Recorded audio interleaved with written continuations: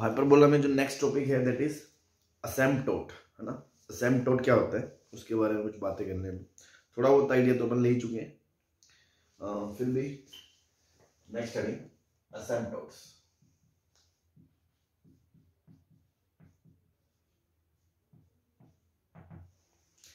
पहले तो जनरल समझें डेफिनेशन कि कोई भी असेम्पटोट, जरूरी नहीं हाइपरबोला, और भी बहुत सारे कर्व्स में असेम्पटोट्स होती हैं। तो असेम्पटोट बेसिकली होता क्या है ना, a line towards which curve approaches when x approaches towards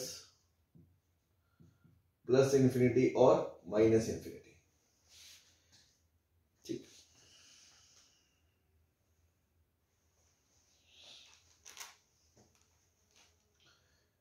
और y approaches towards plus infinity और माइनस इंफिनिटी।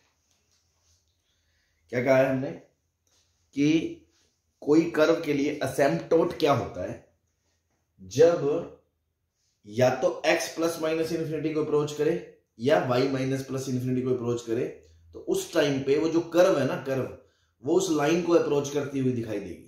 मिलेगी नहीं पर ऐसा लगेगा कि आगे जाके मिल जाएगी। जैसे मान लो e की पावर x का ग्राफ होता है, e की पावर x का ग्राफ आपको पता हो तो ऐसा होता है। तो ये जो कर्व है ये इस लाइन को अप्रोच करती हुई दिखाई दे रही है। कब? जब x माइनस इंफिनिटी को अप्रोच करता है। ऐसे ही log x का जो ग्राफ होता है वो ये होता है। तो ये जो लाइन है वो इसको अप्रोच करती हुई दिखाई दे रही है जब y माइनस इंफिनिटी को अप्रोच कर रहा है। तो कभी भी या तो x प्लस माइनस इंफिनिटी को अप्रोच कर रहा हो या y प्लस माइनस इंफिनिटी को अप्रोच कर रहा हो, है ना। उस टाइम पे क्या हो रहा होगा, वो जो कर्व है, कर्व वो उस लाइन को अप्रोच करती हुई दिखाई देगी। तो जो लाइन है वो क्या कहलाएगी, उसकी असेम्पटोट कहलाएगी। क्या ये जनरल डेफिनेशन क्लियर है आपको? Yes sir. ठीक है, तो ये तो हो गई जनरल बात। नाउ अपन टॉपिक की बात कर रहे हैं तो उस पे आते हैं। असेम्पटोट्स हाइपरबोला के लिए क्या है ना। तो जैसे अपना स्टैंडर्ड हाइपरबोला है जो,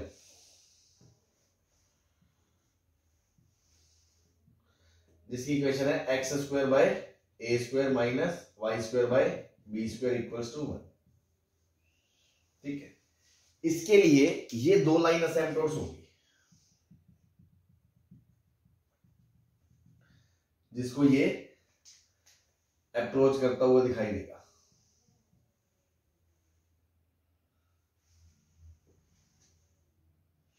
ऐसी दूसरी लाइन जो है वो ऐसे होगी,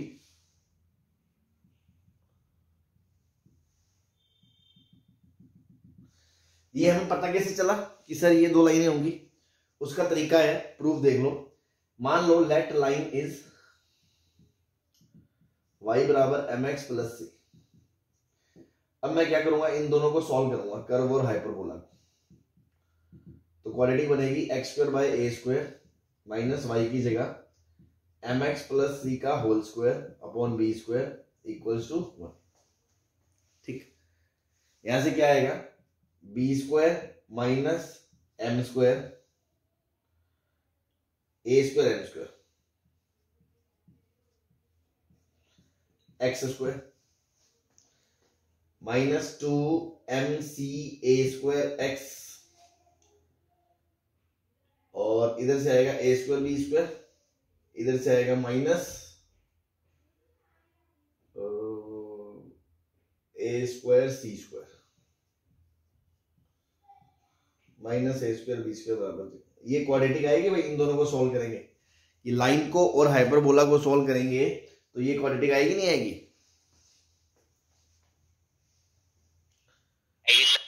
अब देखो क्या है, आपको पता है असेम्पटोट क्या होता है? वो लाइन जब वो प्लस माइनस इंफिनिटी को अप्रोच करे उसका।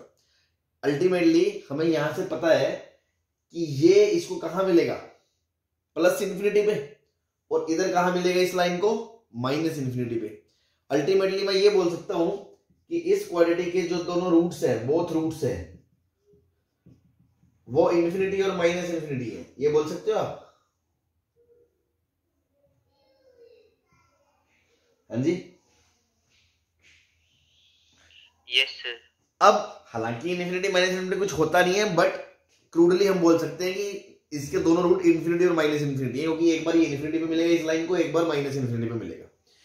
तो याद करो, क्वाड्रेटिक के अंदर एक छोटा सा टॉपिक बताया था मैंने कि अगर किसी क्वाड्रेटिक का, साइड में बता रहा हूं मैं, याद करा रहा हूं आपको, कि ax² plus bx plus c बराबर 0 का अगर एक रूट इन्फिनिटी होता था तो उसकी कंडीशन होती थी a बराबर 0, और अगर बोथ रूट इन्फिनिटी होते थे तो उसकी कंडीशन होती थी a और b दोनों 0 हो जाए। याद है आपको? Yes sir. नहीं याद तो अपने नोट्स देखना, क्वाड्रेटिक में ये बात हम डिस्कस कर चुके हैं। तो अब इसके बोथ रूट्स इन्फिनिटी है, मतलब मैग्नीट्यूड वाइज इन्फिनिटी है, तो इसके दोनों कंडीशंस क्या होंगी? 0। x² का कोफिशिएंट भी 0 होगा और x का कोफिशिएंट भी 0 होगा। तो कोफिशिएंट ऑफ x² बराबर कोफिशिएंट ऑफ x बराबर 0 होगा। तो देखो x का कोफिशिएंट क्या है? 2mc²। अब ना तो m 0 है, ना 2 0 है, ना a² 0 है, तो क्या हो गया? c 0 हो गया। तो यहां से c 0 आ गया। कोफिशिएंट ऑफ x² 0 करा तो b² बराबर आ गया a² m²। तो m कितना आ गया? Plus minus b by a। तो लाइन की m आ गई, c आ गया, तो लाइंस की इक्वेशन क्या आ गई? Plus minus b by a x आ गई लाइंस। तो ये वाली लाइन की इक्वेशन है y बराबर b बाई a x, और ये वाली लाइन की इक्वेशन है y बराबर minus b by a x। इस स्टैंडर्ड वाले हाइपरबोला के लिए जो दो असेम्पटोड्स हैं उन दोनों की इक्वेशन ये आ गई। क्या ये बात क्लियर है? Yes sir. ठीक, यहां तक नोट कर लिया? जल्दी से कर लो तो बता देना, फिर इसको मैं इधर वाला पार्ट रब करके कुछ और पॉइंट्स लिखते।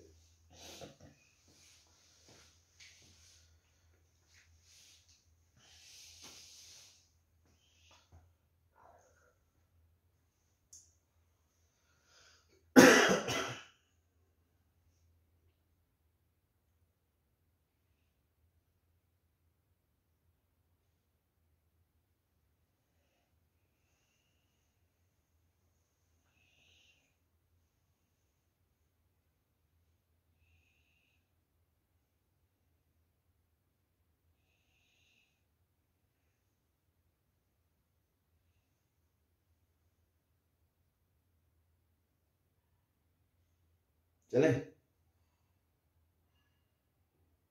Yes sir.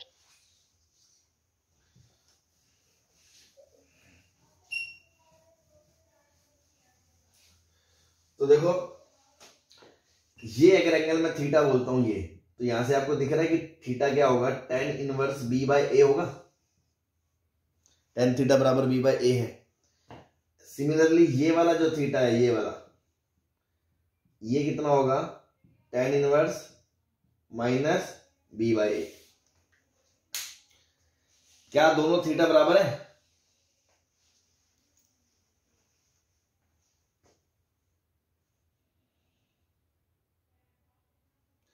अगर ये 30 है तो ये माइनस 30 होगा, दोनों बराबर होंगे। हाँ जी। तो इससे क्या पता चला कि ये असेम्पटोड और ये असेम्पटोड दोनों ट्रांसवर्स एक्सिस से बराबर एंगल बनाती है। ऐसे ही कॉन्जुगेट एक्सिस से भी दोनों बराबर एंगल बनाती है। और असेम्पटोड्स कहां से पास होती हैं? सेंटर से। तो ये पॉइंट इन जनरल आप लिख सकते हो। कल को मान लो कोई टेढ़ा मेढ़ा हाइपरबोला है तो उसके लिए भी ये चीज वैलिड होगी कि जो असेम्पटोड्स हैं वो सेंटर से पास होंगी और वो ट्रांसवर्स एक्सिस से इक्वल एंगल बनाएंगी और कॉन्जुगेट एक्सिस से इक्वल एंगल बनाएंगी। मतलब ये बोल सकते हैं कि ट्रांसवर्स एक्सिस और कॉन्जुगेट एक्सिस इसके एंगल बाइसेक्टर्स होंगे।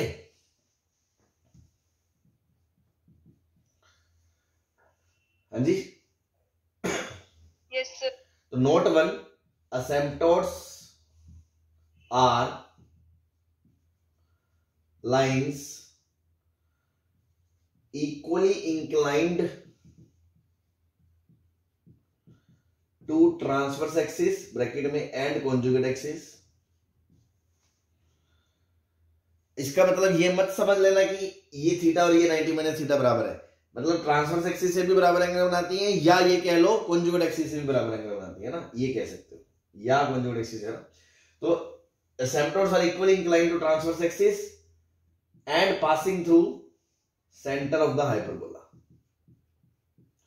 कोई भी हाइपरबोला के लिए जो asymptotes होती हैं वो उसके सेंटर से पास होंगी और ट्रांसवर्स एक्सिस से बराबर एंगल बनाएंगी।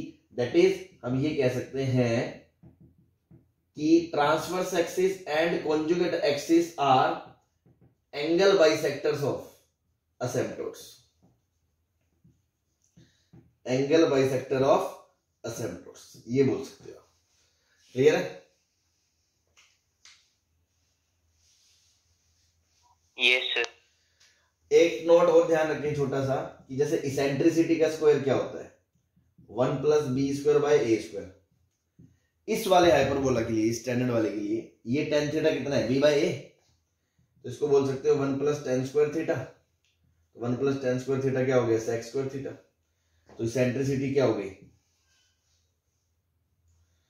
sec theta. तो यहां से E क्या आ गया,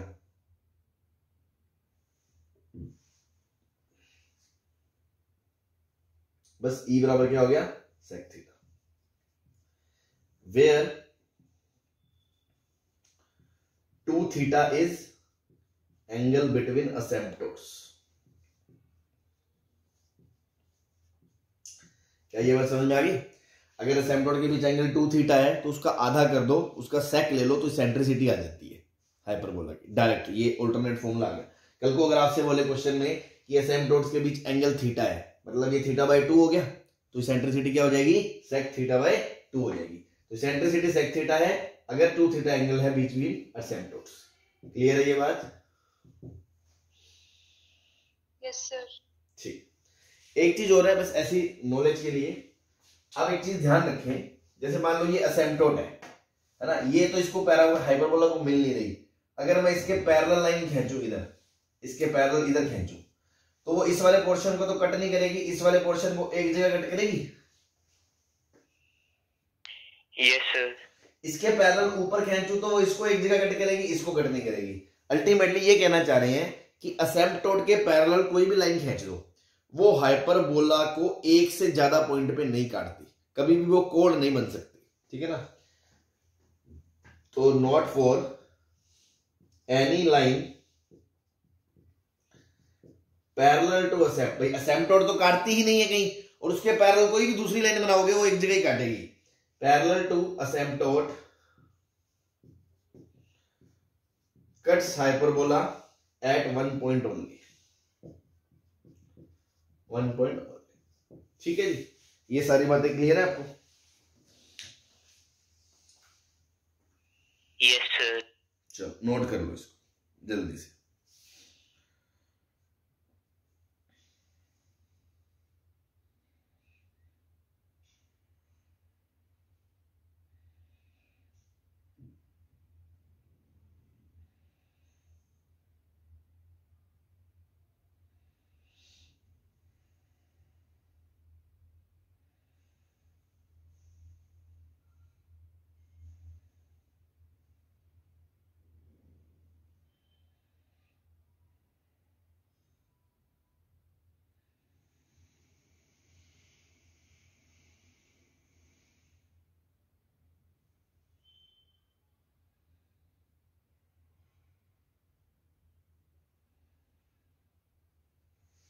चले,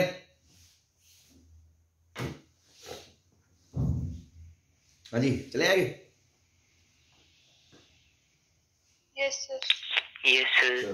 तो नेक्स्ट हेडिंग है इसमें कॉन्जुगेट हाइपरबोला, है ना, बहुत इंपॉर्टेंट टॉपिक है ये भी, इसी से रिलेटेड है। तो कॉन्जुगेट हाइपरबोला,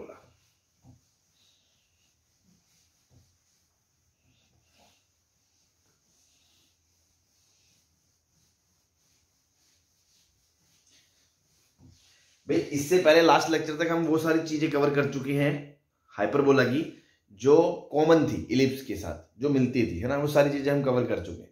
अब आज के लेक्चर में हम क्या बातें कर रहे हैं जो इसमें अलग है, जो ना अब तक पैराबोला में थी ना इलिप्स में थी। जैसे कि एसिम्प्टोट आया, कॉन्जुगेट हाइपरबोला आएगा, फिर आगे जाकर रेक्टेंगुलर हाइपरबोला आएगा। तो ये 2-3 चीजें एडिशनल है जिसपे हम ध्यान दे रहे हैं। देन इसके भी miscellaneous points and that will be the end of chapter. ठीक है, तो नेक्स्ट इज कॉन्जुगेट हाइपरबोला।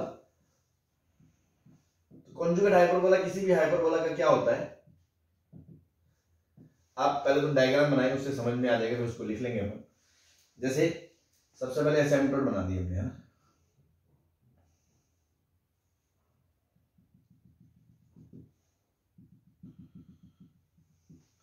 ये एंगल थीटा है तो दूसरी भी नीचे थीटा ही बनेगी।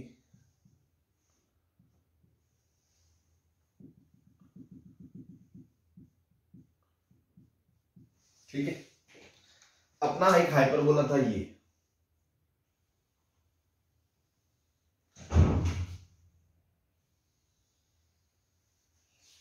ठीक है, ये हाइपरबोला है। अब इसके जो इस पोर्शन में हाइपरबोला बनेगा ना, ये वाला, ये हाइपरबोला और ये हाइपरबोला एक दूसरे के कॉन्जुगेट हाइपरबोला है। मान लो ये ओरिजिनल हाइपरबोला हमारा ये है, जिसकी इक्वेशन है x square by a square minus y square by b square बराबर 1। ये हमारा मान लो हाइपरबोला है, तो ये इसका कॉन्जुगेट हाइपरबोला है, और इसकी इक्वेशन आएगी y square by b square minus x square by a square बराबर 1। क्यों आएगी पहले वो समझ लें। पहले तो नोट 1 लिखें, पॉइंट नंबर 1, कि कॉन्जुगेट हाइपरबोला होता क्या किसी हाइपरबोला का, कि इसकी ट्रांसवर्स एक्सिस इसकी क्या बन जाएगी, कॉन्जुगेट एक्सिस, और इसकी जो कॉन्जुगेट एक्सिस है वो इसकी क्या बन जाएगी, transverse axis.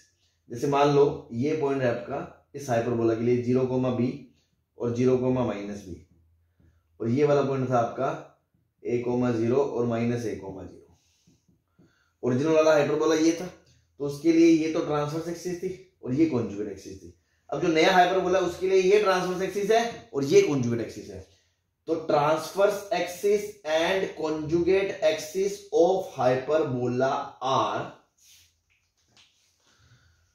conjugate axis and transverse axis of its conjugate hyperbola respectively।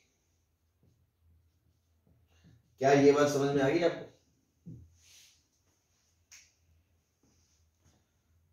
हाँ जी, यस सर। एक की ट्रांसवर्स एक्सिस दूसरे की कॉन्जुगेट एक्सिस है, एक की कॉन्जुगेट एक्सिस दूसरे की ट्रांसवर्स एक्सिस है।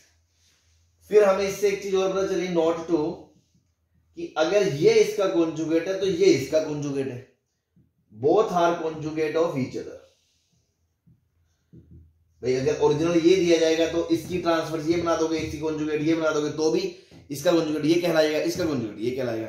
तो बोथ आर, जैसे इनवर्स में होता है, एक का इनवर्स दूसरा, दूसरे का इनवर्स पहला, है ना। अभी शायद आपको इनवर्स भी नहीं पता होगा, फंक्शन नहीं पता, चलो मतलब दोनों एक दूसरे के कॉन्जुगेट है ना, both are conjugate of each other. फिर तीसरी बात हमने क्या नोटिस करी, दोनों में सेम पेयर ऑफ असिम्प्टोट होता है, मतलब एक हाइपरबोला और एक कॉन्जुगेट हाइपरबोला जो उसका होता है ना, वो दोनों आपस में सेम पेयर ऑफ असिम्प्टोट्स शेयर करते हैं। इसकी असिम्प्टोट भी यही 2 लाइनें और इसकी असिम्प्टोट भी यही 2 लाइनें, ठीक है ना। Both hyperbolas have same pair of asymptotes, simple सी बात ये है।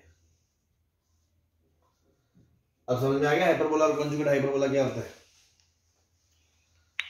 Yes sir.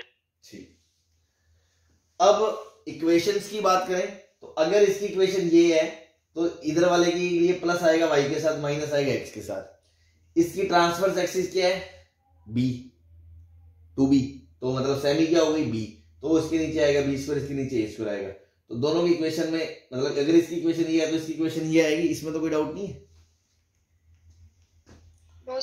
ठीक, अब देखो इसेंट्रिसिटी 1 इसकी लिख रहा हूं, इसेंट्रिसिटी ऑफ हाइपरबोला लिख रहा हूं मैं। इसका स्क्वायर क्या होगा, 1 plus b square by a square, हमारे अकॉर्डिंग इस इक्वेशन के अकॉर्डिंग। और इसेंट्रिसिटी ऑफ कॉन्जुगेट हाइपरबोला का स्क्वायर क्या होगा, 1 plus a square by b square, होगा कि नहीं होगा? Yes sir. तो एक रिलेशन आएगा 1 अपॉन इसेंट्रिसिटी ऑफ हाइपरबोला का square 1 upon eccentricity of conjugate hyperbola का स्क्वायर बराबर 1 होगा। चेक कर लो, इसका एलसीएम लोगे, उल्टा करोगे, ए स्क्वायर ऊपर नीचे ए स्क्वायर प्लस बी स्क्वायर, फिर बी स्क्वायर ऊपर नीचे ए स्क्वायर प्लस बी स्क्वायर, दोनों को जोड़ दोगे बना जाएगा। तो अगर हाइपरबोला और कॉन्जुगेट हाइपरबोला की इसेंट्रिसिटीज को E1 E2 बोले तो 1/E1 square plus 1/E2 square बराबर 1 होता है, ये याद रखें। ठीक है जी। नोट 5। अब ध्यान से देखो, अगर मैं बोलूं हाइपरबोला की इक्वेशन क्या है, हाइपरबोला की, तो वो क्या है, x square by a square minus y square by b square बराबर 1। अगर ये हाइपरबोला है तो इसका कॉन्जुगेट हाइपरबोला क्या है, अगर मैं माइनस से इसको बाहर निकाल के लिख लूं तो ऐसे लिख सकता हूं, x square by a square minus y square by b square बराबर -1, ऐसे लिख सकता हूं। हाँ जी, यस सर। अगर मैं असिम्प्टोट्स की कंबाइंड इक्वेशन लिखूं तो देखो, एक इक्वेशन है bx अपॉन a माइनस वाई और एक इक्वेशन है bx अपॉन a प्लस वाई। अब इनकी कंबाइंड इक्वेशन करोगे तो b square x square upon a square minus y square बराबर 0, बी स्क्वायर से डिवाइड कर दोगे। तो असिम्प्टोट्स की बात करें तो उसकी इक्वेशन आएगी x square by a square minus y square by b square बराबर 0। क्या ये बात समझ में आ रही है? तीनों की इक्वेशन ये होगी।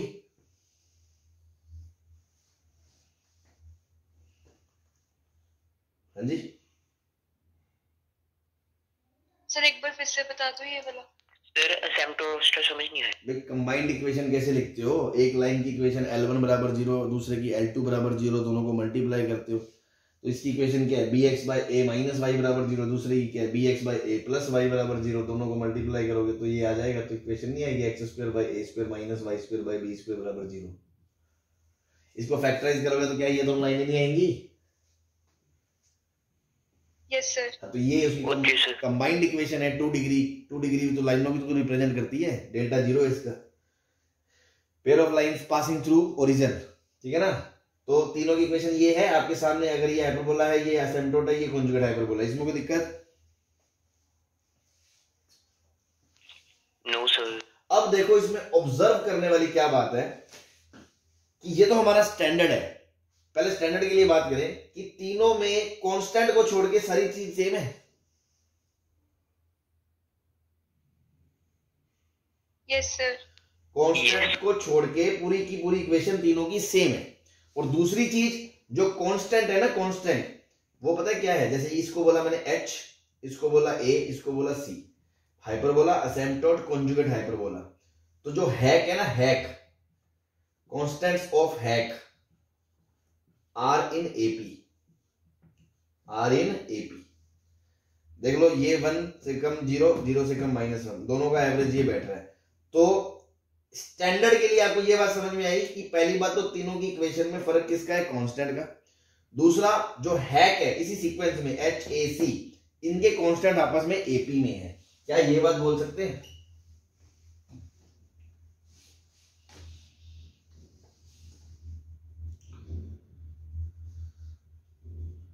बोलो। हैक AP में है कांस्टेंट और बाकी वेरिएबल पार्ट सेम है, दिख रहा है ये? Yes sir. तो ये तो स्टैंडर्ड है, लेकिन ये जनरल आप कोई भी टेढ़े मेढ़े हाइपरबोला के लिए भी बोल सकते हो। ये बात ट्रू है। टेढ़ा मेढ़ा कैसा भी हाइपरबोला हो कि उसका हाइपरबोला, उसकी असिम्प्टोट और उसकी कॉन्जुगेट हाइपरबोला की जो इक्वेशन है वो डिट्टो सेम होती है, सिर्फ कांस्टेंट का फर्क होता है। और जो कांस्टेंट्स होते हैं उनके हैक के, वो एपी में होते हैं। तो उसको मैं लिख रहा हूं in general equations of hyperbola, asymptote, conjugate hyperbola are same except the constants, except the constants term and constants of hack are also in AP। बस इस नोट को ध्यान रखें। ठीक है जी? Yes sir.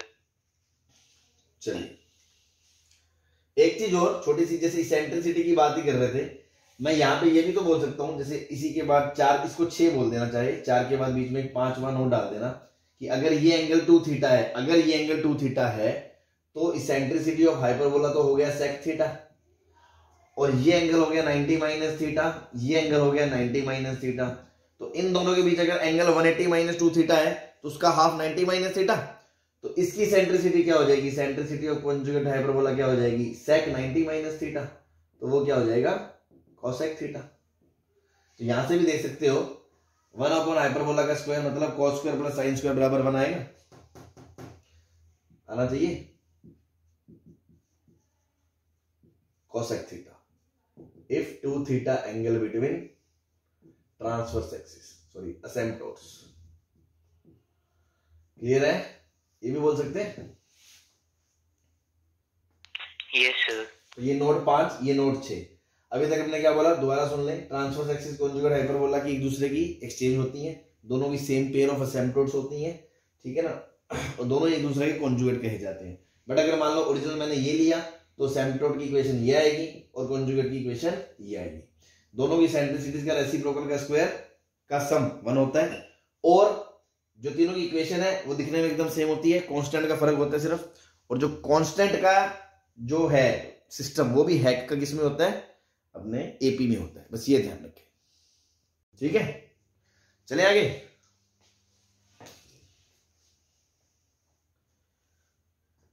बोलो। Yes sir. ठीक,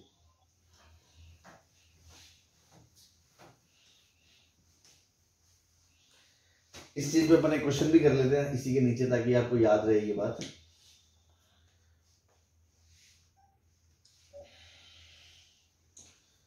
जैसे मान लो क्वेश्चन दिया है 3x² minus 5xy minus 2y square plus 5x plus 11y minus 8 बराबर 0 is equation of hyperbola. Find equation of its conjugate hyperbola and asymptotes. ठीक है, अब देखो ये अगर ये 5xy का टर्म ना होता ना तो भी हम इसको कर लेते, कैसे, शिफ्टिंग ऑफ ओरिजिन से, x में स्क्वायर बना के y में स्क्वायर बना के स्टैंडर्ड इक्वेशन में ले जाके हम शिफ्टिंग से कर लेते। लेकिन ये xy का टर्म है, इसका मतलब ये पक्का ऐसा कोई टेढ़े वाला हाइपरबोला है, शिफ्ट नहीं किया गया, तो ये हमारे सिलेबस में भी नहीं है और ना ही हम इसको डील करना जानते हैं, ठीक है। फिर हमने कहा कैसे करना है, तो हम इसको चाहे कुछ ना बता पाए लेकिन फिर भी इसकी एसिम्पटोट और पेयर ऑफ कॉन्जुगेट हाइपरबोला की इक्वेशन बता सकते हैं। क्यों बता सकते हैं, क्योंकि सर ने एक नोट बताया था कि तीनों की इक्वेशन सेम होती है सिर्फ कांस्टेंट को छोड़ के, और कांस्टेंट किस में होते हैं, एपी में। तो देखो मैं ये बोल सकता हूं, लेट इक्वेशन ऑफ असेम्पटोट्स, सेम चीज पूरी यहां तक, 3x² minus 5xy minus 2y square plus 5x plus 11y plus lambda बराबर 0 बोल सकता हूं। हाँ जी बोलिए, बोल सकते। Yes sir. हाँ, अब क्योंकि ये असेम्पटोट्स है तो ये पेयर ऑफ लाइंस है,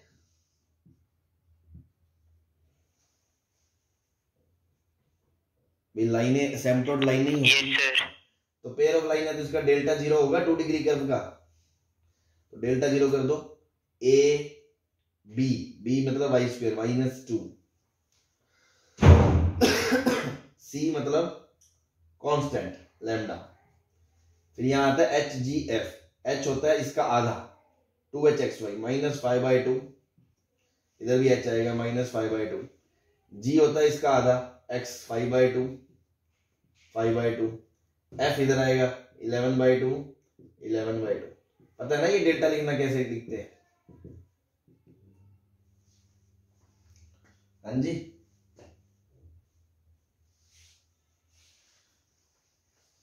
बोलो।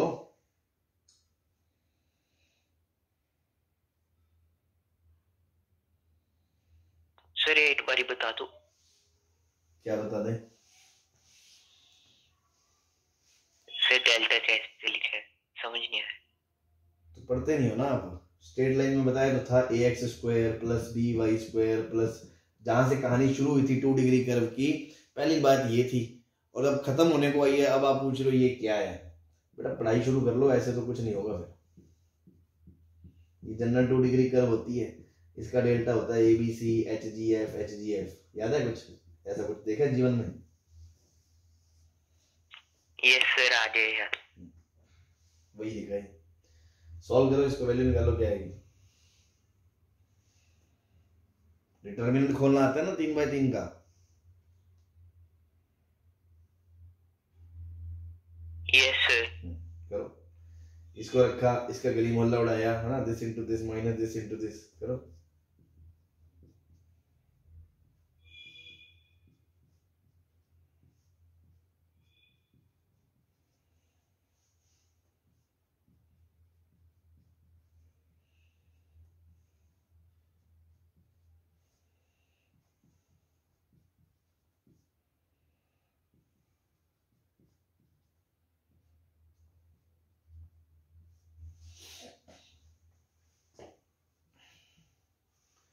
-6 लैम्डा -3 6 3/4 -25 लैम्डा/4।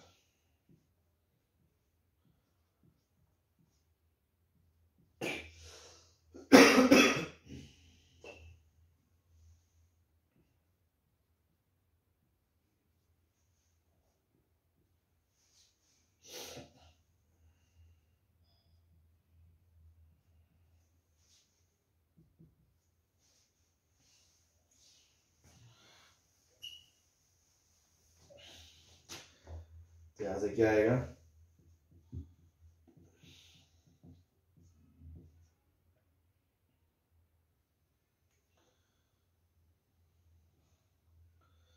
माइनस एलसीएम 8 आ गया, 4 दूनी 8, 2 3 6 2 6 12,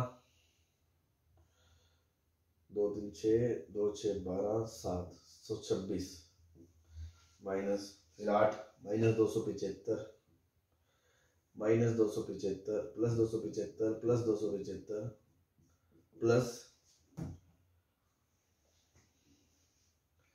400,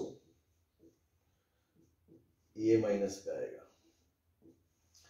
तो 275 कितना?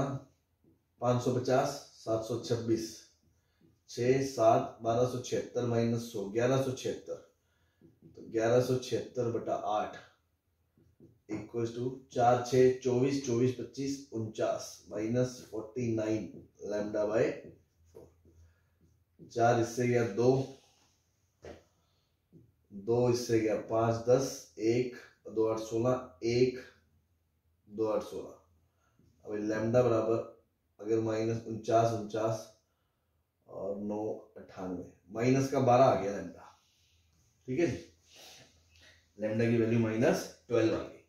तो यहाँ पे -12 रख देंगे तो असिम्पटोट की इक्वेशन आ जाएगी। उसके बाद कॉन्जुगेट हाइपरबोला के लिए भी देखो, पहले 3x² - 5xy plus -2y² plus 5x plus 11y तो सेम है। अब जो कांस्टेंट आएगा उसके लिए आपको पता है हैक एपी में है, तो h का कितना था भाई गिवन इक्वेशन में, कितना था सर? -8। हाँ, तो h का था -8, a का है -12, अब c का, तो -8 से -4 कम हो गया, फिर -4, तो c -16 आ जाएगा।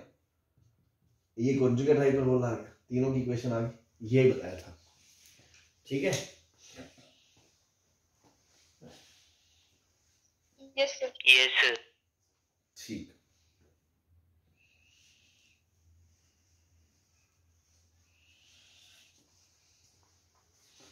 ठीक है, अब आपको देखो एक पॉइंट याद होगा, पेयर ऑफ लाइंस में हमने बताया था कि अगर 2 डिग्री कर्व दी है, एक तरीका तो था पूरी लाइनें निकालने का, परफेक्ट स्क्वायर बना के उसको क्वाड्रेटिक वगैरह डील करे। दूसरा तरीका था कि अगर लाइनें ना पूछी हो, सीधा पॉइंट ऑफ इंटरसेक्शन पूछा हो, तो हमने एक शॉर्टकट पढ़ा था कि दोनों को पार्शियल डिफरेंशिएट कर दो विद रिस्पेक्ट टू, मतलब 2 डिग्री को, एक बार x के साथ एक बार y के साथ, उससे 2 लाइनें आएंगी।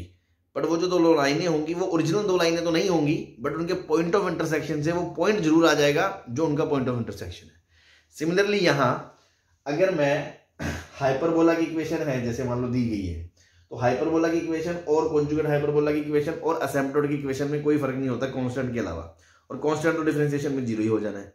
तो अगर मैं कहूं असिम्प्टोट्स को सॉल्व करना है, असिम्प्टोट का पॉइंट ऑफ इंटरसेक्शन बताना है, बेसिकली सेंटर बताना है, तो इसको partial differential with respect to x कर दूं, partial differential with respect to y कर दूं, उससे जो लाइनें आएंगी वो असिम्प्टोट्स तो नहीं होंगी, बट उनका पॉइंट ऑफ इंटरसेक्शन मेरा आंसर आ जाएगा। अब असिम्प्टोट्स को partial differential with respect to x और वाई करूं या इक्वेशन ऑफ हाइपरबोला की कर दूं, तो एक ही बात है, क्योंकि उसमें कांस्टेंट का ही फर्क है। तो एक शॉर्टकट है हमारे पास, क्या, अगर टेढ़ा मेढ़ा हाइपरबोला आ गया और उसका सिर्फ सेंटर पूछा हो और कुछ ना पूछा हो, तो उसको with respect to x differentiate करो, with respect to y differentiate करो, दोनों लाइनों को सॉल्व करो। वो दो लाइनें क्या है, वो कुछ नहीं है हमारे काम की, बट उससे जो पॉइंट आएगा वो आपका सेंटर आ जाएगा, दैट्स इट। ये एक शॉर्टकट है, ठीक है जी, इसको ध्यान रखें,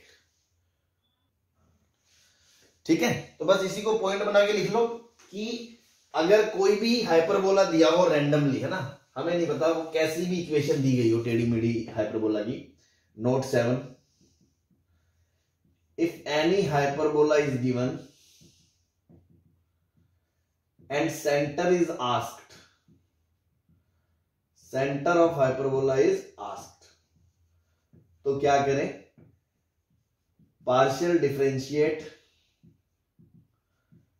with respect to x and y and solve these two equations. partial differentiate with respect to x y करके दो इक्वेशन आएंगे, उनको सॉल्व कर लो, वहां से आपका जो पॉइंट आएगा सेंटर आ जाएगा, ठीक है। नेक्स्ट पॉइंट पे बात करते हैं। इसमें एक चीज और बड़ी इंटरेस्टिंग है, ये हाइपरबोला और कॉन्जुगेट हाइपरबोला में इनके जो वो है ना फोकाई, वो एक स्क्वायर बनाते हैं। तुम डायग्राम दोबारा बना लेना, मैं इसी में बात कर लेता हूं।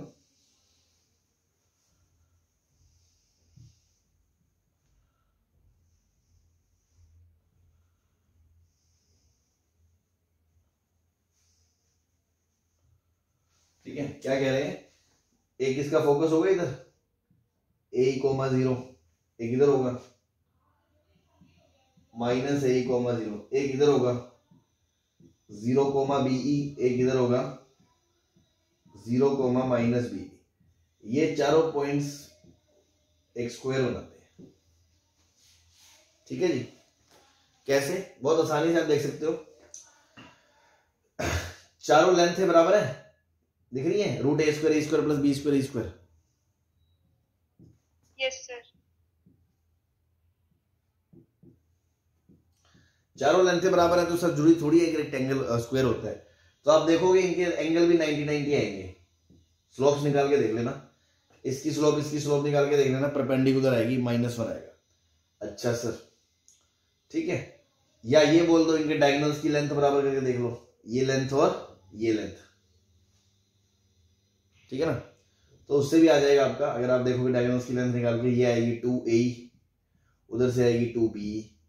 अगर ये बराबर है तो मतलब a², के बराबर है, तो a² क्या है अपना, a² प्लस b², और इधर वाला b² प्लस a², दोनों सेम ही आएंगे, तो स्क्वायर है ये। मैंने आपको 2-3 तरीकों से बता दिया, आप कैसे भी ध्यान रखें, अल्टीमेटली ये ध्यान रखें, हाइपरबोला और कॉन्जुगेट हाइपरबोला के फोकाई आपस में स्क्वायर बनाते हैं। Foci of hyperbola and its conjugate hyperbola make square, ठीक। नोट 9, हाइपरबोला और कॉन्जुगेट हाइपरबोला की कभी भी कोई कॉमन टेंजेंट नहीं हो सकती दुनिया में, कभी भी इनकी कोई कॉमन टेंजेंट नहीं हो सकती। वैसे तो आपको फील आ जाना चाहिए कि इसकी कोई भी टेंजेंट होगी वो इसको कट करे ही करेगी, कॉमन यही बोल सकते हो, बट ये टेंजेंट नहीं है, ये एसिम्प्टोट्स है। लेकिन फिर भी अपन थोड़ा टेक्निकली और समझना चाहे, जैसे इस वाले हाइपरबोला की इक्वेशन क्या थी टेंजेंट की, y बराबर mx plus minus √a² m² -b²। तो इसके लिए हमने क्या बोला था कि mode m² should be greater than b²/a², बोला था कि नहीं बोला था कि mode m should be greater than b/a। मतलब जो ये b/a स्लोप है, या इस वाले हाइपरबोला के लिए इससे कम स्लोप वाली टेंजेंट पॉसिबल नहीं है, ऐसे ही -b/a से इधर कम वाली टेंजेंट पॉसिबल नहीं है। मतलब इस हिस्से के अंदर ही जो स्लोप आएगी जिसकी लाइन की, वही टेंजेंट पॉसिबल है। ये बात करी थी इस हाइपरबोला के लिए।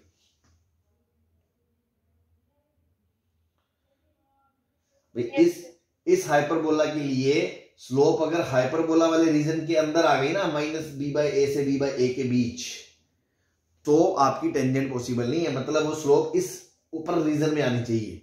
तो सिमिलरली इस वाले के लिए इस रीजन में नहीं आनी चाहिए, इस रीजन में आनी चाहिए। तो इस वाले के लिए जो टेंजेंट होगी उसकी स्लोप इधर होगी, इस वाले के लिए जो टेंजेंट होगी उसकी स्लोप इस रीजन में होगी, तो दोनों की स्लोप कभी मैच कर ही नहीं सकती। इक्वेशन से भी देख सकते हो। दूसरे की जो इक्वेशन आती है वो आती है आपकी, यहां से हमने निकाल के देखा था, जैसे इसकी इक्वेशन क्या थी, x² bye -a² -y² -b² बराबर 1, यही थी इक्वेशन। तो वहां से आया था आपका b² -a²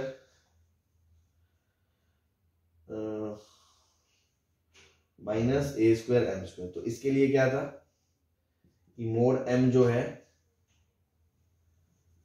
b² bye a², m² से छोटा होना चाहिए, मोड m b/a से छोटा होना चाहिए। तो इसके लिए मोड m b/a से बड़ा होना चाहिए, इसके लिए मोड m b/a से छोटा होना चाहिए। तो दोनों में कुछ भी कॉमन नहीं हो सकता। तो hyperbola and it's conjugate hyperbola can not have any common tangent. बात समझ में आ गई? Yes sir. ठीक, एक लास्ट पॉइंट हो रहा है, इस पे बस बात कर लें कि जैसे इलिप्स में, सर्कल में, पैराबोला में क्या होता था कि अगर पॉइंट अंदर है तो वहां से टेंजेंट पॉसिबल नहीं थी, अगर पॉइंट ऊपर है वहां से एक टेंजेंट बनती थी, अगर पॉइंट बाहर है तो वहां से दो टेंजेंट बनती थी, यही होता था। Yes sir. ऐसे हाइपरबोला में अगर पॉइंट अंदर है तो कोई टेंजेंट नहीं बनेगी, सही बात है, पॉइंट ऊपर है तो एक टेंजेंट बनेगी, सही बात है, लेकिन जरूरी नहीं है कि पॉइंट बाहर है तो उससे हमेशा दो टेंजेंट बनेगी ही बनेगी, है ना। इस चीज पे थोड़ी चर्चा करनी है मेरे को, तो उसको देख ले। नोट 10, नंबर ऑफ टेंजेंट्स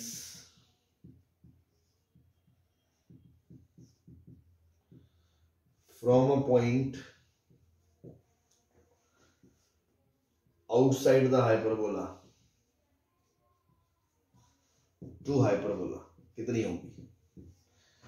तो देखो, अगर मान लो पॉइंट यहां है, यहां, तो आप दो टेंजेंट बना दो, कोई दिक्कत नहीं है। लेकिन अगर पॉइंट आपने असेम्पटोट पे ले लिया तो वहां से एक ही टेंजेंट बनेगी, क्योंकि दूसरी टेंजेंट तो ये खुद होगी, जो बेसिकली टेंजेंट नहीं है, असेम्पटोट है। तो अगर कोई पॉइंट असेम्पटोट पे नहीं है तो दो टेंजेंट बनेगी, लेकिन असेम्पटोट के ऊपर है तो वहां से एक ही टेंजेंट बनेगी। ये बात समझ में आती है? Yes sir. Yes sir. Case 1, point not on asymptote, not on asymptote, तो टू टेंजेंट्स पॉसिबल है।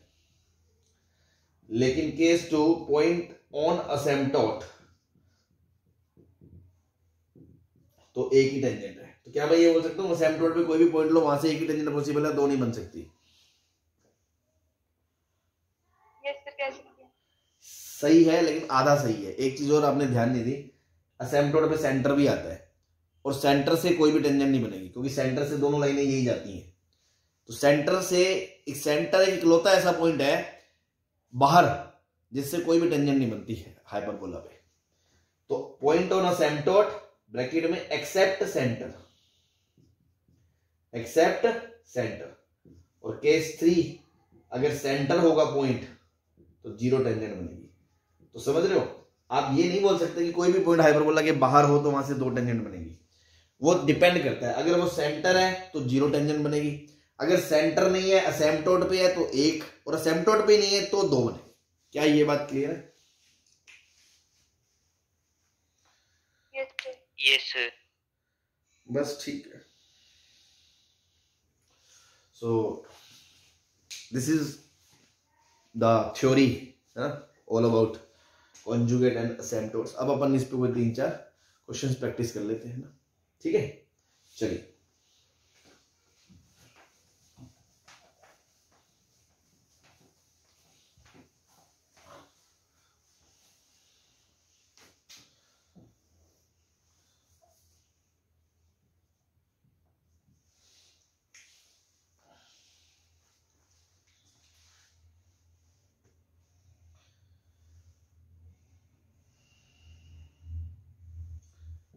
Product of length of perpendicular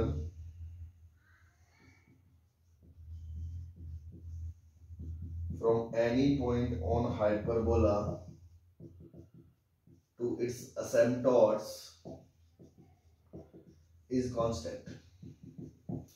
कुछ लोग इसको प्रॉपर्टी बना के बाद में याद भी करते हैं ना, क्या कि कोई भी पॉइंट से एसिम्पटोट्स पे परपेंडिकुलर गिराए, दोनों परपेंडिकुलर्स का प्रोडक्ट हमेशा कांस्टेंट होता है। और नहीं तो अपन क्वेश्चन की तरह करने की खास बात नहीं है ना, इजीली अपन डिराइव कर सकते हैं इसको। देखो मान लो ये हाइपरबोला है, इसकी एसिम्पटोट्स है ये, एक इधर और एक इधर। कोई भी पॉइंट लिया मैंने पी हाइपरबोला पे, तो इससे परपेंडिकुलर गिरा है एसिम्पटोट्स पे, तो एक तो इधर गिरेगा, एक इधर गिरेगा। तो ये कह रहा है ये P1 लेंथ और P2 लेंथ का जो प्रोडक्ट है ना वो कांस्टेंट प्रूव करना है। क्या ये बात समझ में आ गई आप? Yes sir. तो ये एसिम्पटोट 1 है, ये एसिम्पटोट 2 है। इसकी इक्वेशन होती है y बराबर b by ax, इसकी इक्वेशन है y बराबर b by minus b by ax। कोई भी पॉइंट पैरामेट्रिक ले लो, a sec theta b tan theta. तो दोनों से लेंथ ही तो निकालनी है यार, लाइनों से परपेंडिकुलर डिस्टेंस निकालने का फॉर्मूला आपको आता है, निकाल लो। जैसे इस लाइन की इक्वेशन क्या लिखोगे, bx माइनस ay बराबर 0। तो p1 कितना आ जाएगा, p1 बराबर b की जगह x की जगह ये रखोगे ab sec theta minus ab tan theta upon root a square plus b square. दूसरे में p2 में क्या आ जाएगा, ab sec theta plus ab tan theta upon root a square plus b square. अब तुम्हें साफ साफ दिख रहा है, अगर दोनों का मल्टीप्लाई करोगे तो P1 P2 कितना आएगा, AB कॉमन आ जाएगा, AB कॉमन आ जाएगा तो ऊपर बन जाएगा AB का स्क्वायर, नीचे बन जाएगा root a square plus b square, root a plus b square multiply हो गया a square plus b square.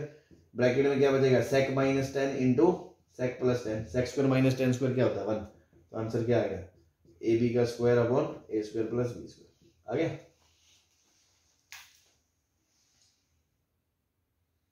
Yes sir. बस हो गया।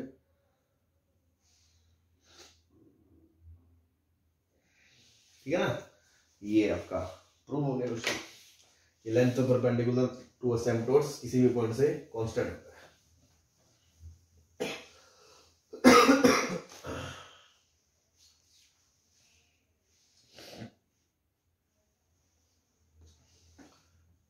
Question 2,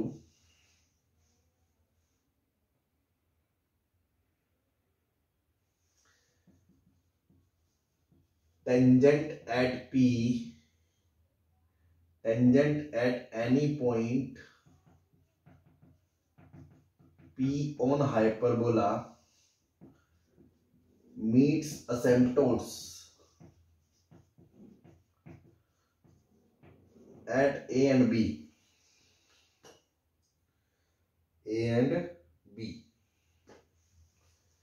Then prove that first part P is midpoint of AB.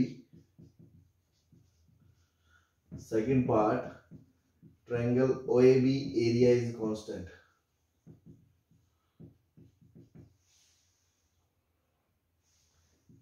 And equals to AB. इसको ध्यान रखिए ना, अगर रख सके तो प्रॉपर्टी के तौर पे मैं पूरा भी डिराइव करा रहा हूँ ना इस क्वेश्चन को, 2 पार्ट है और याद रखे तो कर लें इसे।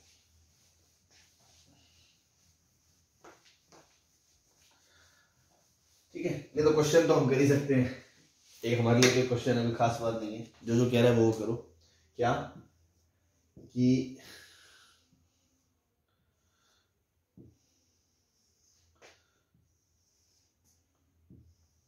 ये हाइपरबोला है, किसी भी पॉइंट P पे टेंजेंट बनाओ आप।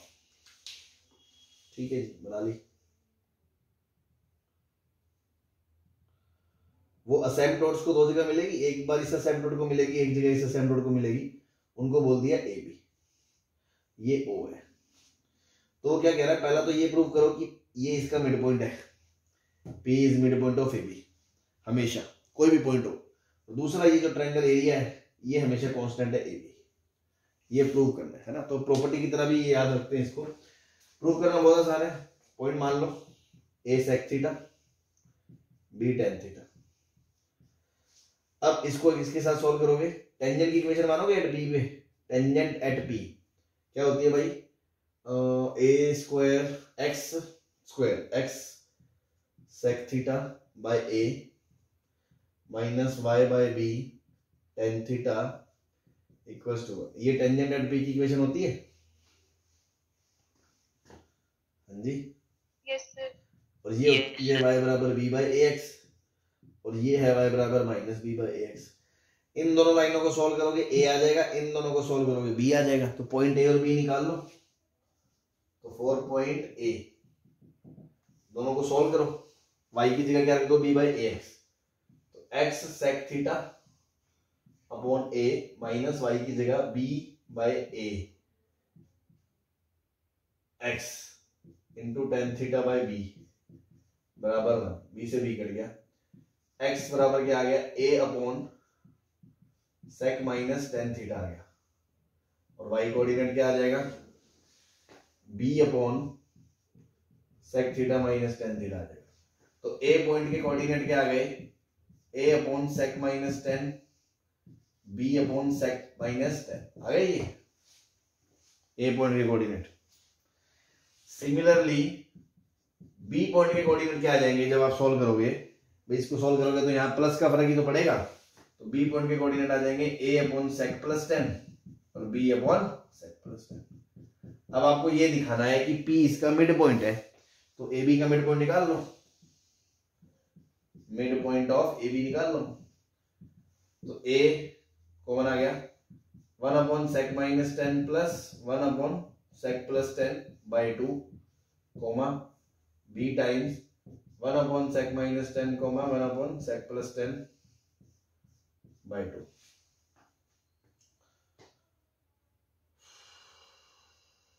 ये माइनस आएगा यहाँ माइनस, क्योंकि y बराबर माइनस बी बाई ए है ना, तो यहाँ पे माइनस माइनस ये माइनस आएगा। ठीक, अब जब इसको करोगे तो नीचे sec plus tan sec minus tan sec square minus tan square बनेगा, ऊपर sec minus tan plus tan by 2 आएगा ए बाई 2, ये टेन टेन कट गया। ऐसे इधर आएगा sec plus tan minus sec minus minus plus tan upon sec square minus tan square आएगा और b बाई 2 आएगा। तो पॉइंट देखो, sec square minus tan square तो 1 हो गया, तो 2 सेक थीटा 2 2 कट गया, a सेक थीटा और इधर सेक सेक कट गया, b टेन थीटा। क्या ये p पॉइंट आ गया?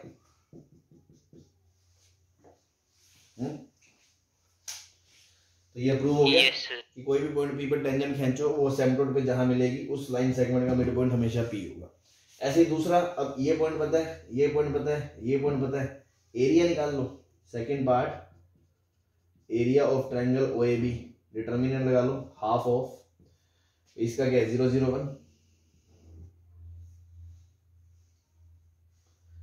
x1 y1, इसका क्या है a का ये a upon sec minus tan, b upon sec minus tan 1, तीसरे का a upon sec plus tan minus b upon sec plus tan 1।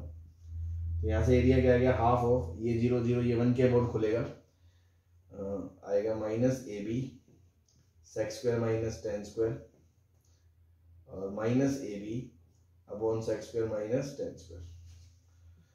तो sec square minus tan square 1 हो गया, 2ab अपॉन 2, ab आ गया आंसर, मोड ab आंसर। सही है, यही prove करना था। क्लियर है? Yes sir. ठीक है, तो इसको एज अ प्रॉपर्टी भी ध्यान रखें कि किसी भी पॉइंट P पे हाइपरबोला की टेंजेंट बनाए, वो एसिम्पटोट को जहां मिलती है तो वो उसका मिड पॉइंट होता है, और वो जो ट्रायंगल बनता है सेंटर के साथ उसका एरिया AB होता है। ठीक है, चलिए एक दो क्वेश्चन और कर लेते हैं।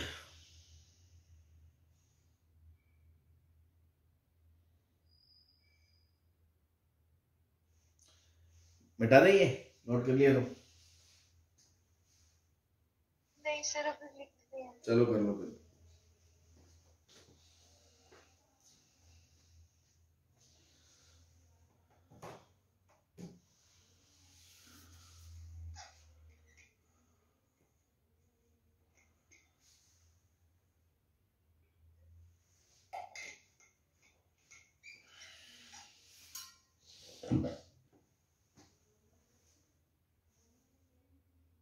कर दो सर अब।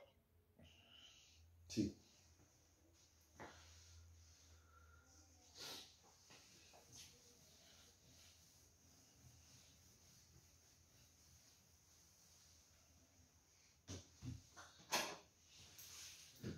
Next is equation of tangent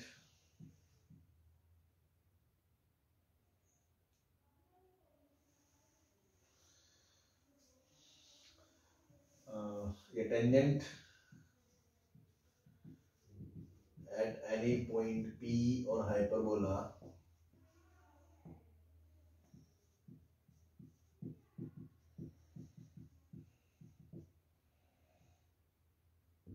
intersects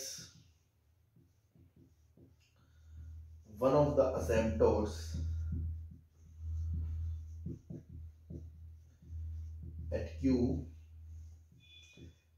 and L and M are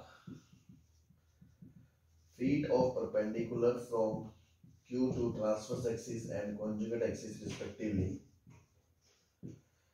Prove that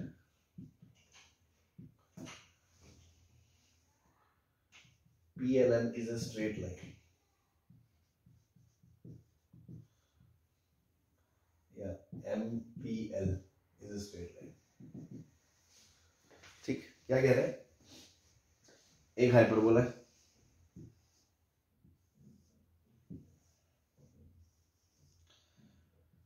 उसके कोई पॉइंट P पे टेंजेंट बनाई, ठीक है। वो टेंजेंट किसी भी एसिम्पटोट को एक जगह मिलती है, तो दोनों को मिलती है, तो किसी एक जगह की बात कर रहे हैं, तो मैंने एक ही एसिम्पटोट बनाई, मान लो ये एसिम्पटोट बनाई, इसको कहाँ मिलती है? वो Q पे। L और M क्या है? Q से फीट ऑफ परपेंडिकुलर है ट्रांसवर्स एक्सिस और कॉन्जुगेट एक्सिस पे, मतलब यहां से फुट गिराया यहाँ, तो वो पॉइंट क्या आया? L। यहां से फुट गिराया तो वो पॉइंट क्या आया? M। अब आपको प्रूव करना है कि MPL एक स्ट्रेट लाइन है, मतलब ये एक स्ट्रेट लाइन है। तो पहले तो P पॉइंट की बात करोगे, P पॉइंट को क्या मानोगे? A sec theta B tan theta. फिर टेंजेंट एट P लिखोगे, टेंजेंट एट P हमने लिखी है अभी x by A sec theta minus y by B tan theta. फिर Q पॉइंट को निकालने के लिए आप इसको इस लाइन से सॉल्व करोगे, y बराबर VA by 1 से। तो अभी हमने सॉल्व करके पॉइंट्स निकाले थे, क्या आए थे? A upon sec theta minus tan theta comma B upon sec theta plus minus tan theta, यही आया था। हाँ जी, यस सर।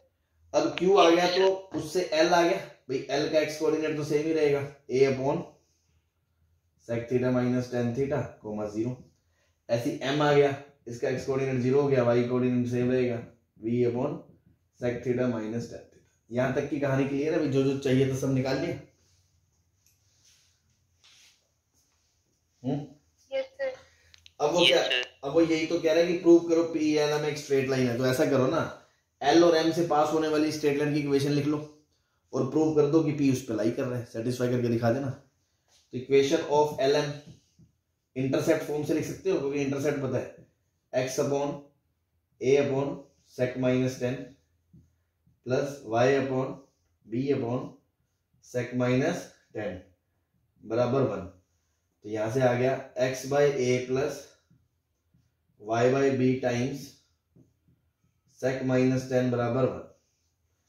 अब अगर इस लाइन के ऊपर P लाई करता है तो P इसको सेटिस्फाई करेगा। Now put P on line, तो x की जगह a sec theta, a cut गया sec plus b tan theta, b भी कट गया tan sec plus tan into sec minus tan बराबर 1। तो P lies on the line, इसलिए बस हैंड्स प्रूव हो गया कि PLM एक स्ट्रेट लाइन है।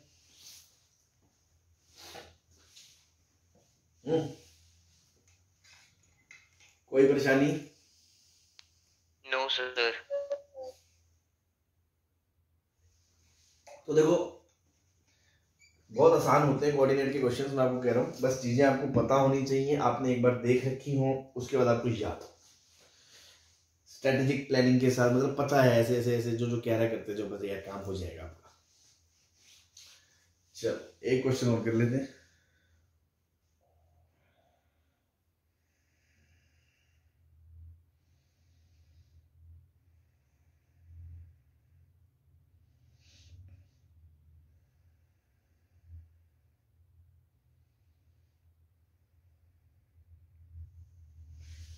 चले?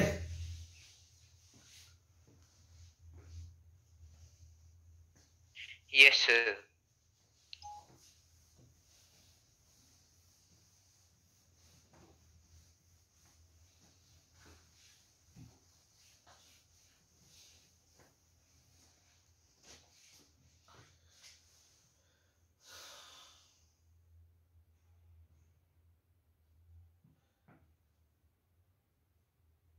line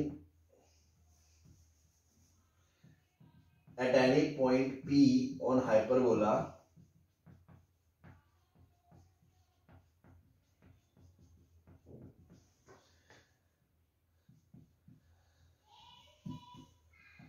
line is drawn parallel to its conjugate axis which meets it and its conjugate hyperbola at P and Q respectively. Find locus of point of intersection of tangents at P and Q. ठीक है,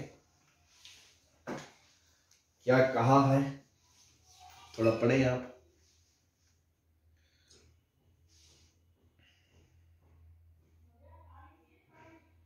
sir last line में क्या लिखा हुआ है find के बाद? Sir find के बाद अगला वर्ड क्या लिखा हुआ वहाँ पे? Locus locus locus. ओके।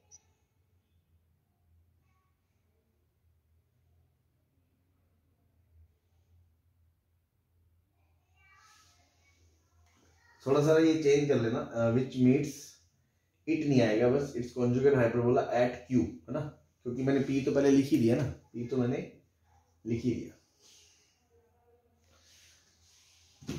क्या कह रहे हैं कि ये एसिम्पटोट्स है,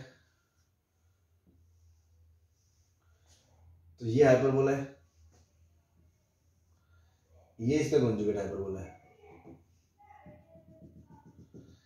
हाइपरबोला के ऊपर कोई पॉइंट है पी, पी पे हमने वर्टिकल लाइन बनाई पैरेलल टू कॉन्जुगेट एक्सिस, वो इसकी कॉन्जुगेट हाइपरबोला को कहां कट करी? क्यू पे। अब वो कह रहा है पी पे भी टेंजेंट बनाई, क्यू पे भी टेंजेंट बनाई, ये दोनों आपस में जहां मिलेंगी उसका लोकस पूछा है आपसे। समझ में आ गई कहानी?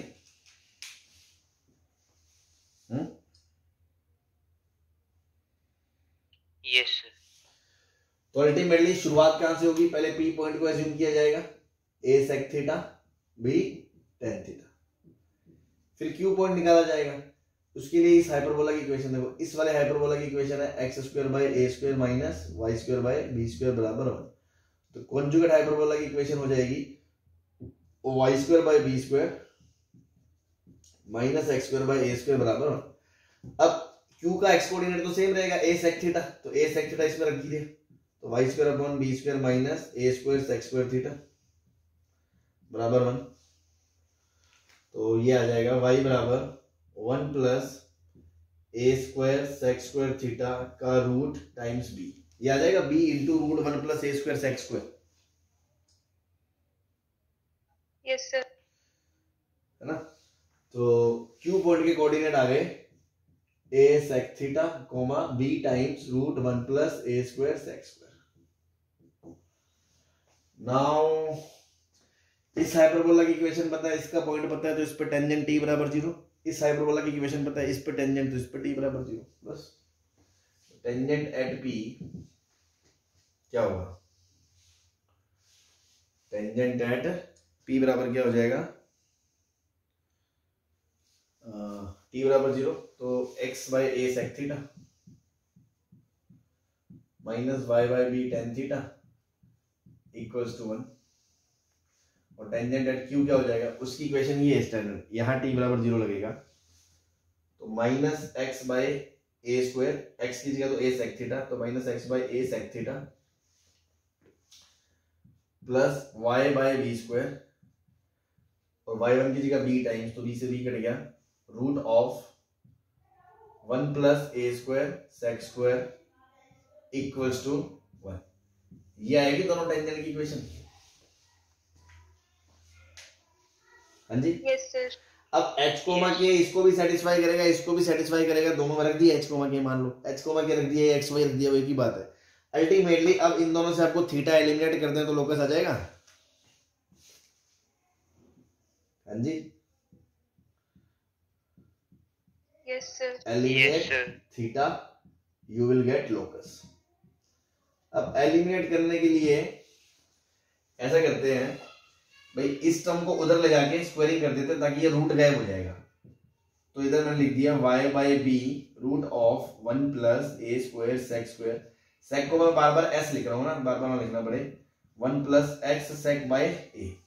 नाउ अगर इसका स्क्वायरिंग कर दें तो यहां से आएगा y square by b square 1 plus a square sec square 1 plus x square sec square upon a square plus 2x sec upon ए।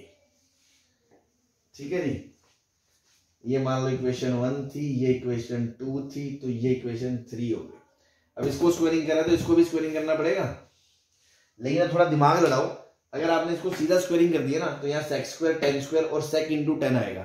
फिर टेन स्क्वायर को तो आप 1 प्लस सेक स्क्वायर लिख लोगे, sec square minus 1, but sec into 10 में फंस जाओगे। तो मैं चाहूंगा कि स्क्वायरिंग इस तरह से हो कि सिर्फ सेक ही बचे, 10 ना आए।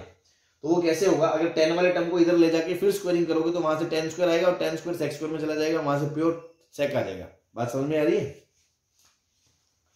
Yes sir. तो इसको भी मैंने क्या लिखा, ऐसे लिखा x बाय ए सेक बराबर 1 plus y by b 10। Now squaring करा तो एक्स स्क्वायर इधर लिख देता हूं मैं। चलो पहले x square sec square upon a square बराबर 1 नहीं 1 को भी उधर ले जाएंगे, 1 को उधर ले जाएंगे, 1 को इधर लाएंगे, क्योंकि नहीं तो फिर ऊपर 2 tan थीटा आएगा ना। सो इसको ऐसे लिखा x sec by a minus 1 बराबर y by b tan theta. Now squaring कर दिया तो इधर वाला पार्ट तो इधर आ गया, y square by b square, tan square की जगह लिख दिया sec square theta minus 1, sec square minus 1 बराबर, इसका स्क्वायरिंग करोगे तो क्या आएगा 1 plus x square sec square by a square minus 2x sec by a. Equation 4 आ गई। इन दोनों को अगर मैं जोड़ दूं तो ये उड़ जाएगा। हाँ जी, यस सर। ठीक है, तो बस उधर से क्या आ गया, y square by b square common आ गया, ब्रैकेट में 1 माइनस 1 ये भी कट गया, a square sec square plus sec square common आ गया तो 1 plus a square times sec square, इधर भी ये जुड़ गया तो 2 plus 2x square sec square upon a square. और तो यहां से सेक स्क्वायर निकाल लोगे भाई, सारा तामझाम एक तरफ करके।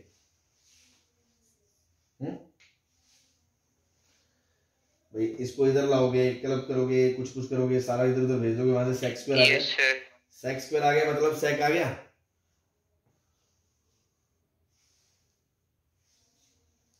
Yes sir.